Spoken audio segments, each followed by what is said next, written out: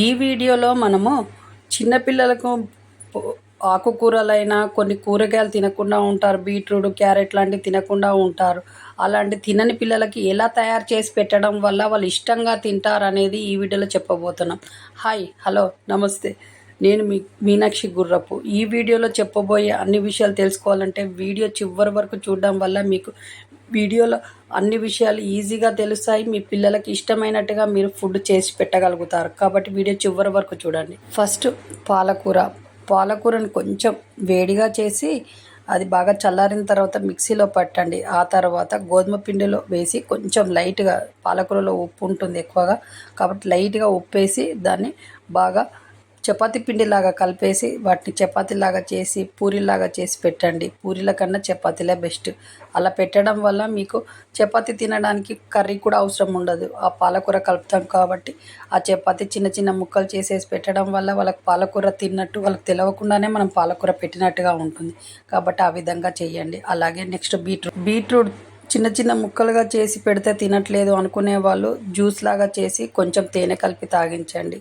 అలా కూడా తినట్లేదు అన్నప్పుడు బీట్రూట్ పేస్ట్ లాగా చేసి కొంచెం దోశలలో మనం చేసే దోశలు ఉంటాయి కదా, దోశల పిండిలో కలిపేసి అలా పోయండి. అవి పింక్ కలర్లో వస్తాయి. ఆ దోశలు అవి ఇష్టంగా తింటారు. పింక్ కలర్ దోశ అని పెట్టండి, వాళ్ళు ఈజీగా తినేస్తారు. ఈ వెరైటీగా ఉంది ఈ దోశ అని.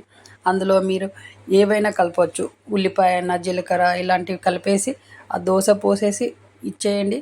ఈజీగా రోజుకు 2 తిన్నా పర్వాలేదు. వాళ్ళకి కావాల్సిన బలాన్ని అందించిన వాళ్ళం అవుతాము. పోషకాలు అందుతాయి వాళ్ళకి. ముఖ్యంగా ఈ బీట్రూట్ పదార్థాలు చేసినప్పుడు రక్తహీనత ప్రాబ్లంతో బాధపడుతున్న వాళ్ళు బీట్రూట్ డైరెక్ట్ తినమంటే తినరు. కాబట్టి ఈ విధంగా మీరు చపాతీలో అయినా చేసి పెట్టచ్చు, దోశలైనా చేసి పెట్టచ్చు, జ్యూసు ఇలాంటివి చేసి పెట్టడం వల్ల రక్తహీనత ప్రాబ్లం నుంచి బయటపడతారు. రక్తహీనత ప్రాబ్లం ఉన్న వాళ్ళు కాబట్టి ఈ విధంగా చేసి పెట్టండి, వాళ్ళకి ఇష్టంగా తింటారు. నెక్స్ట్ కొత్తిమీర ఎన్ని కూరల్లో వేసినా, మనం ఎందులో వేసినా కూడా తీసి పక్కన పెట్టి పడేస్తూ ఉంటారు. ఆ కొత్తిమీరను కూడా పేస్ట్ లాగా చేసి దోశలో పిండిలో అయినా కలపండి, లేదు అంటే చపాతీ పిండిలో కలిపి చపాతీలు చేసేసి ఈ చపాతీలు చేసేటప్పుడు కొంచెం లైట్గా నువ్వులు కూడా వేయండి ఈ చపాతీ పిండిలో. కొత్తిమీర చపాతీ చేసినప్పుడు అలా చేయడం వల్ల వాళ్ళకు ఐరన్ అందుతుంది, ప్లస్ వాళ్ళకి కావలసిన పోషకాలు అందుతాయి. పిల్లలకైనా పెద్దలకైనా కొత్తిమీర తినని వాళ్ళకి ఈ విధంగా పెట్టండి. మీకు వాళ్ళకి మంచిగా పెట్టిన తృప్తి కూడా ఉంటుంది. కాబట్టి ఆ విధంగా చేయండి, పిల్లలకి ఈజీగా తింటారు. నెక్స్ట్ ఎగ్ కూడా కొంతమంది పిల్లలు ఉడకపెట్టిన ఆమ్లెట్ వేసి ఇచ్చినా కూడా తినకుండా ఉంటారు. అది ఎలా చేయాలంటే మన దోశల పిండిలోనే ఎగ్ కలిపేసి దోశలు పోసి ఇవ్వండి. దాంట్లో కొంచెం లైట్గా, వాళ్ళు కారం తినరు కాబట్టి కొంచెం లైట్గా కారం వేసేసి జీలకర్ర, కొన్ని ఉల్లిపాయలు వేసి ఈ దోశ పోసి తినిపియడం వల్ల ఈజీగా వాళ్ళకి టేస్టీగా ఉంటుంది. వాళ్ళకి ఎగ్గు తిన్నామన్న తెలియకుండానే ఎగ్గు తినేస్తూ ఉంటారు. కాబట్టి ఈ విధంగా చేయండి, పిల్లలకు మంచి ఫుడ్ పెట్టిన వాళ్ళం అవుతాము, మంచిగా ఎదుగుతారు ఇలా తినడం వల్ల.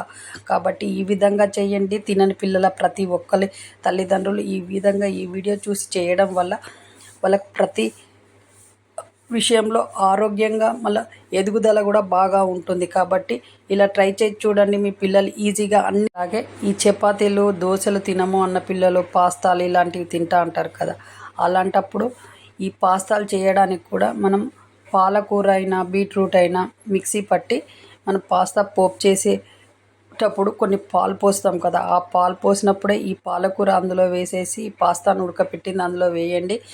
నువ్వు పాలకూరతో చేస్తే గ్రీన్ కలర్ వచ్చేసి మస్తు కలర్ఫుల్గా అవపడుతుంది పాస్తా. అదే బీట్రూట్ తోట అయితే బీట్రూట్ పింక్ కలర్లో వస్తుంది కాబట్టి టేస్టీగా ఉంటుంది.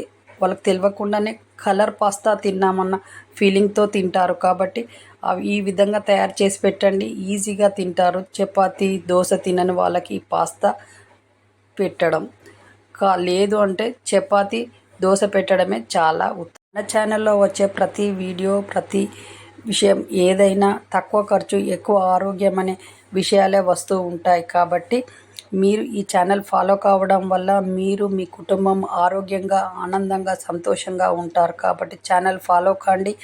మీరు ఫాలో కావడం వల్ల మీకు ఎంతో తృప్తి కూడా ఉంటుంది. మీరే అనుకుంటారు ఎంత బాగా చెప్తున్నారు అని. కాబట్టి మీరిచ్చే సపోర్ట్ అవసరం. కాబట్టి ఈ ఛానల్కి సబ్స్క్రైబ్ చేయండి, లైక్ చేయండి, షేర్ చేయండి. మీరిచ్చే సపోర్ట్ ఈ ఛానల్కి అవసరం. అలా నెక్స్ట్ మంచి ఫుడ్ వీడియో అయినా, మంచి యోగా, మంచి హెల్త్ టిప్స్తో మీ ముందుకు వచ్చే వరకు సెలవు. నమస్తే. మీ చేతిలోనే మీ ఆరోగ్యం ఉంది. మీ చేతిలోనే మీ పిల్లల ఆరోగ్యం ఉంది. మీ చేతిలోనే మీ కుటుంబం ఆరోగ్యం ఉంది. కాబట్టి ఈ ఛానల్ ఫాలో కండి. మీ హెల్త్ను కాపాడుకోండి, మీ కుటుంబ ఆరోగ్యాన్ని కాపాడుకోండి. మీరు హెల్తీగా ఉండండి ఫస్ట్, ఆ తర్వాత అందరూ. కాబట్టి మీ చేతిలోనే మీ ఆరోగ్యం ఉంది. నా సబ్స్క్రైబర్లు పూర్తి ఆరోగ్యవంతులు.